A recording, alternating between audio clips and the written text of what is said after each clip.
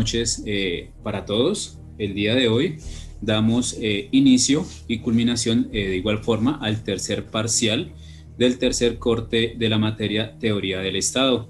Para esta charla contamos con la presencia de nuestros compañeros Keila Mejía Rodríguez, Valeria Justi y nuestro compañero Jimmy Coral. Muy buenas noches para todos.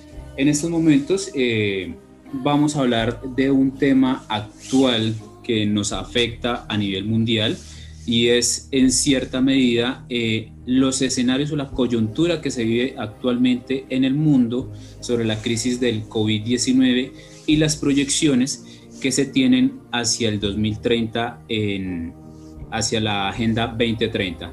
Entonces, para dar inicio a esta charla, vamos a dirigir la siguiente pregunta a Valeria Justi, y sería: Valeria, ¿qué nos podrías decir con relación a cuál debería ser el enfoque o políticas económicas de inversión de los estados para reducir el impacto económico en la actual coyuntura causada por la COVID-19? Hola compañeros, buenas noches. Bueno, para empezar con esta pregunta, este brote de la nueva enfermedad del coronavirus ha causado un alto costo de vidas humanas, y pues reconozco que es una enfermedad, es una emergencia sanitaria mundial que a medida que el virus se propaga por el planeta, pues la pregunta que me hago es: ¿será que se podrá proteger las vidas de las personas y detener los daños causados económicos? Y pues bueno, a partir de experiencias pasadas sabemos que una acción firme y coordinada y rápida marcaría la diferencia en cuanto a la economía mundial. Sin embargo, pues lo que se está viviendo actualmente es muy crucial en todos los países, e incluso aquellos que tienen pocos contagiados de la enfermedad por el COVID-19. Pues pienso que deberán tomar las medidas de políticas concretas para proteger a sus poblaciones y reducir los daños de su economía. De igual modo, pienso que los gobiernos deberían evitar las políticas proteccionistas, ya que pues esto podría empeorar las alteraciones de las cadenas de valor mundial. Pero lo más importante, aún pienso que los gobiernos deberían evitar las restricciones de las exportaciones de los alimentos y los productos médicos necesarios. En cambio, trabajar juntos en cooperación y alianzas para apoyar una mayor producción y asegurar que los recursos lleguen a los lugares donde más se necesitan. Para hacer frente a estos desafíos, también será necesaria la cooperación mundial. Además de esta cooperación, que es muy importante y necesaria, la asistencia internacional, particularmente para los países menos desarrollados que carecen de infraestructura sanitaria que se requiere para frenar esta pandemia, y pues también de los temas económicos. Y pues bueno, hablando de los temas económicos y de la actual pandemia, pues quiero preguntarle a mi compañero Jimmy, ¿cómo afecta los ciclos económicos en los estados con la actual crisis del COVID-19, específicamente para el caso colombiano? Buenas noches, compañeros, profesor. Lo que pasa es que dentro de ciclos económicos se ha presentado, digamos, varios desajustes y alteraciones en el sistema económico. Entonces, esto nos lleva, digamos, a una crisis global y, lógicamente, dentro del contexto económico, pues afectaría al caso colombiano. Y esto nos lleva, digamos, a muchos ámbitos. Por ejemplo, en elementos como el capital y el trabajo serán realmente perjudicados porque, digamos, hay varios fenómenos, como por ejemplo que se generarían de estas crisis debido al COVID-19, que son la deflación y la caída de precios. Lógicamente esto pues es, digamos, sería por primera vez dentro de los 500 años que se han realizado todos los fenómenos económicos dentro del mercantilismo y del capitalismo. Crean realmente una crisis grave dentro del sistema económico actual y, lógicamente, para el caso colombiano. Y bueno, respecto a estos ciclos económicos y referente a la pobreza, yo tendría una pregunta para el señor Miguel. Entonces, dice: ¿pueden los estados, frente a la crisis actual, reducir problemáticas como la pobreza? Gracias, Jimmy. Bueno, para responder tu pregunta, es una pregunta bastante interesante teniendo en cuenta y como ya se ha venido mencionando, y es que la problemática o la coyuntura actual que se vive a nivel mundial es una situación bastante compleja al recibirla en estos aspectos. Recordemos que en este momento las brechas sociales en muchos países, digámoslo, no solo en América Latina, son bastante amplias, sino que en estos momentos, bajo estas circunstancias, se ha afectado principalmente a la economía. Eso es algo que no es discutible porque pues se puede ver básicamente que así es. Y cómo los países en este momento estarían asumiendo los retos para poder aplanar o cerrar esas brechas que siempre ha sido una problemática a nivel mundial. En Colombia se puede ver que las brechas sociales están bastante marcadas y diferenciadas, y esto hace que en muchos aspectos esta coyuntura la siga abriendo aún más, porque pues en estos momentos también hay que tener en cuenta que los índices de la pobreza se pueden llegar a incrementar, y esto ha sido avalado por muchos estudios y muchas organizaciones a nivel mundial han enviado una alerta porque un sinnúmero en millones de personas pueden caer a una pobreza extrema, y es lo que se quiere evitar. En este momento los gobiernos deben tomar unas medidas políticas, digámoslo de alguna manera, estrictas para aplanar esta situación, y creería que una de las primeras situaciones que se debe corregir en estos momentos en muchos estados es el tema de la corrupción.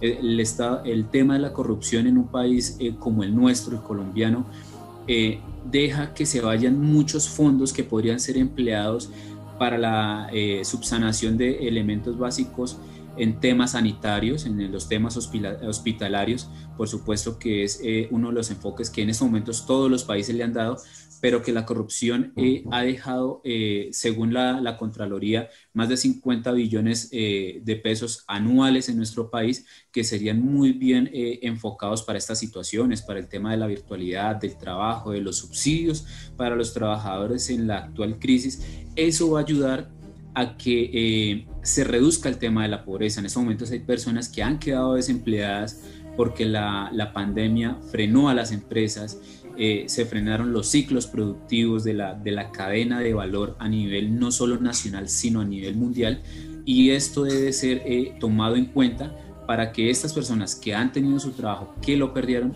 puedan ser subsidiados. Acaba de ser un trabajo mancomunado, no solamente con organizaciones estatales, sino también privadas, para que esta situación no llegue a unos efectos aún más graves que puedan afectar nuestro entorno social.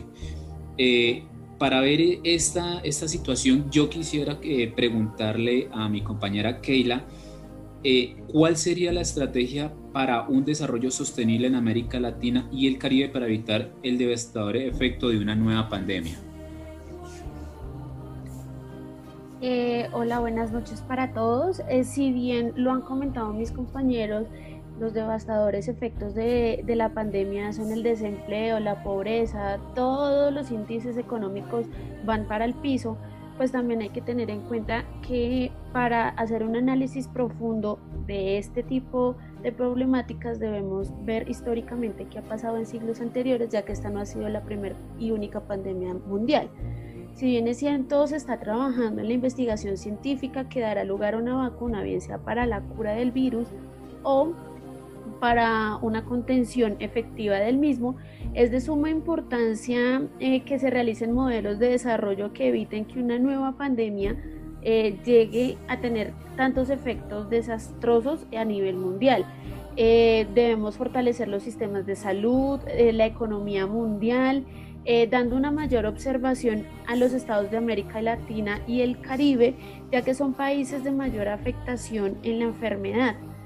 Por lo que había comentado mi compañero Miguel, las brechas socioeconómicas son tan grandes que por eso el virus ha dado tan duro en esta parte del planeta. Para esto mismo pues se debe buscar, la solución es buscar una mejor estructura económica que sea diversa. Como se dice el dicho, no poner todos los huevos en una sola canasta. Al darle diversidad económica no dependemos de una sola forma de vida, de recolección de dinero, y pues cuando llegue una pandemia podemos tomar de otro lugar sin necesidad de tener tanta desestabilidad. También es muy necesaria la cooperación entre los actores estatales para así generar una integración comercial. Y se debe combatir en primer lugar la pobreza y la desigualdad. Cuando todo esto se solucione, lo que primero debemos llegar a atacar es estas dos vertientes, la pobreza y la desigualdad. Si no hubieran tantos pobres, no habrían tantos infectados y no se hubiera propagado tanto el virus de esa manera tan rápida que se propagó. Si bien es cierto, pues ha habido un gran impacto en la pandemia, a nivel mundial, me gustaría preguntarle a Valeria, ¿cuál cree que ha sido el gran impacto de la pandemia sobre el desempleo en Latinoamérica?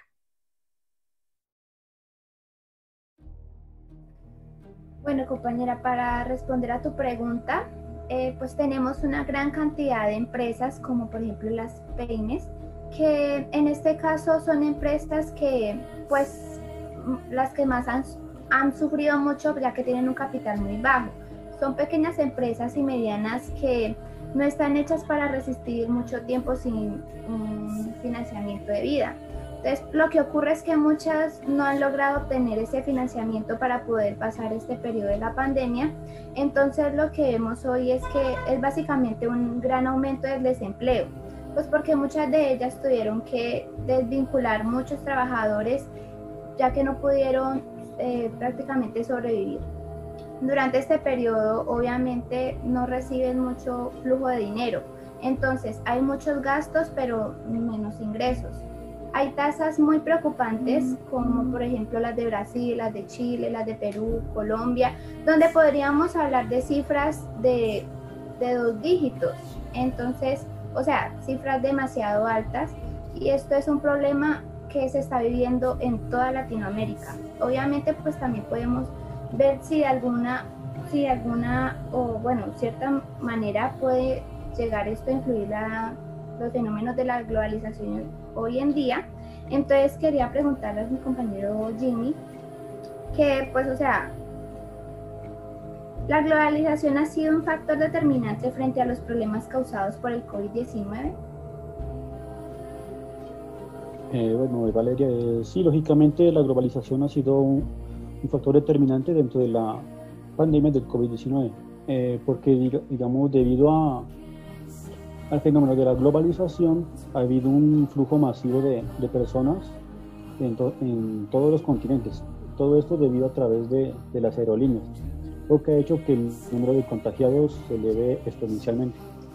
Creo que dentro de la globalización también hay efectos positivos. Por ejemplo, los avances tecnológicos han hecho que en cuanto a la informática y todos los medios o sistemas de comunicación, todas las personas estén realmente informadas sobre el control de la pandemia.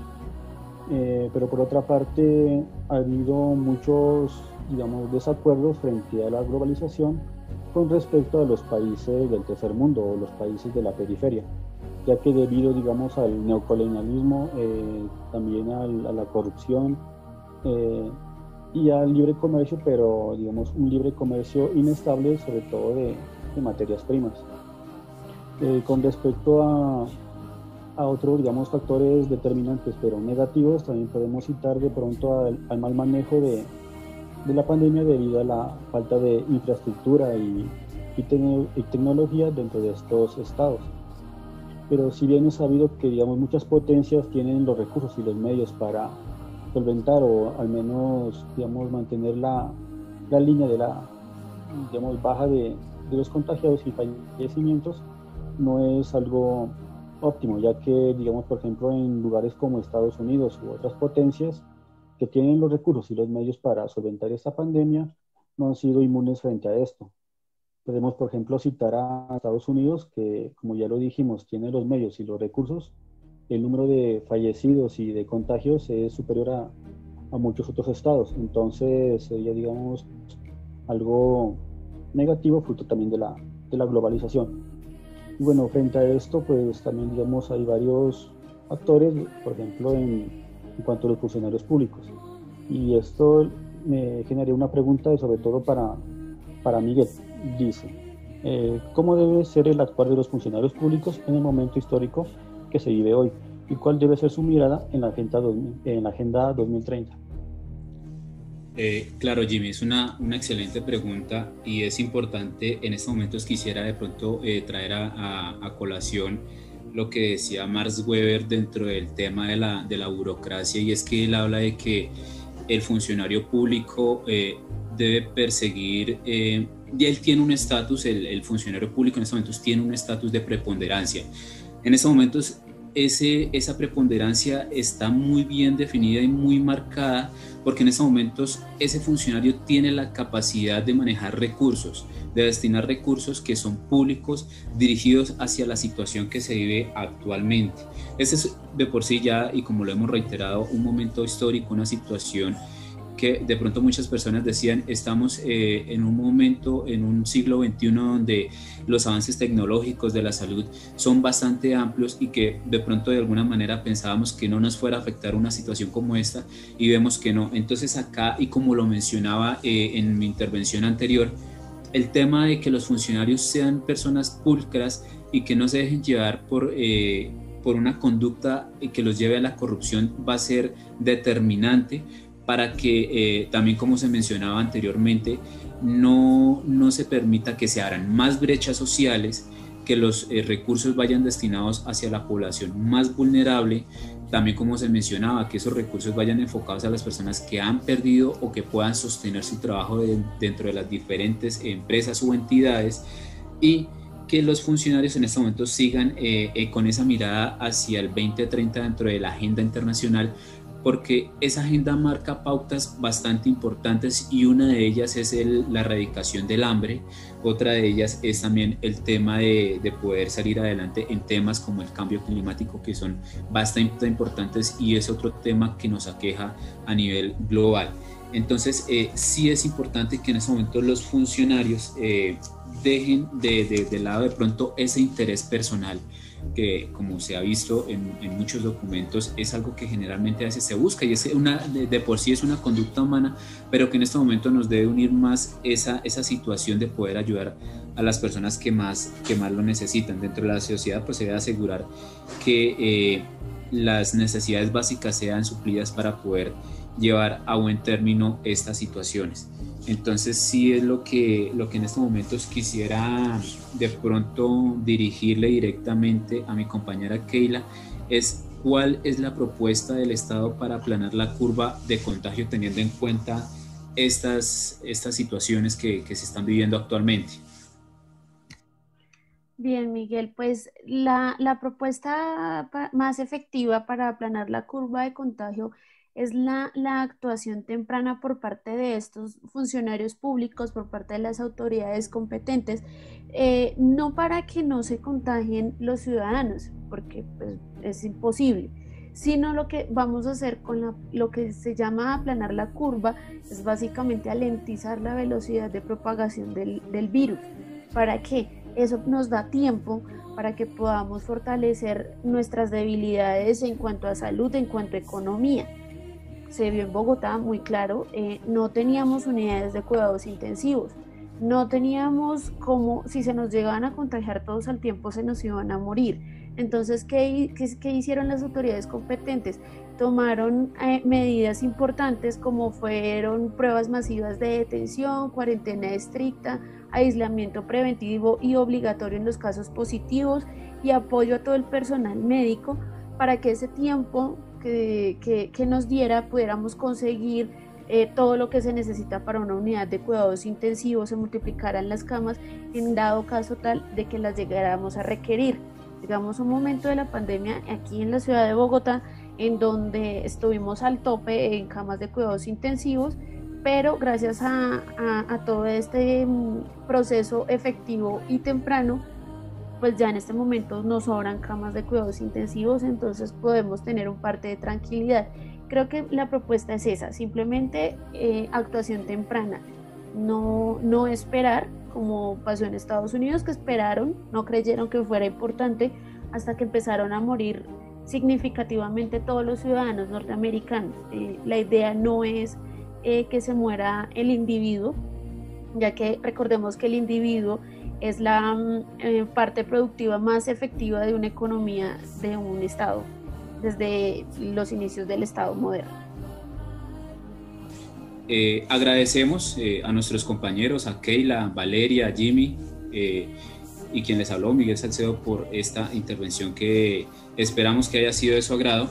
Y para finalizar, pues de pronto algunas aclaraciones o para la intervención final, y es ver cómo la situación actual o la coyuntura del COVID-19 ha generalizado que el mundo tenga una parálisis a nivel global. Es importante tener en cuenta que la globalización en estos momentos ha jugado un papel fundamental en esta situación, en esta coyuntura, y cómo la misma globalización nos podría ayudar a salir adelante en este tema tan importante. Importante también ver que las alianzas entre los diferentes actores internacionales, países e instituciones va a ser de una gran ayuda para que los diferentes países que quizás no tienen en estos momentos los apoyos tecnológicos o las, digamos que en cierta medida el dinero suficiente para costear lo que trae o lo que acarrea como tal una pandemia, pues sea de beneficio para todos, y pues que se busque la consolidación de una economía más estable y sostenible.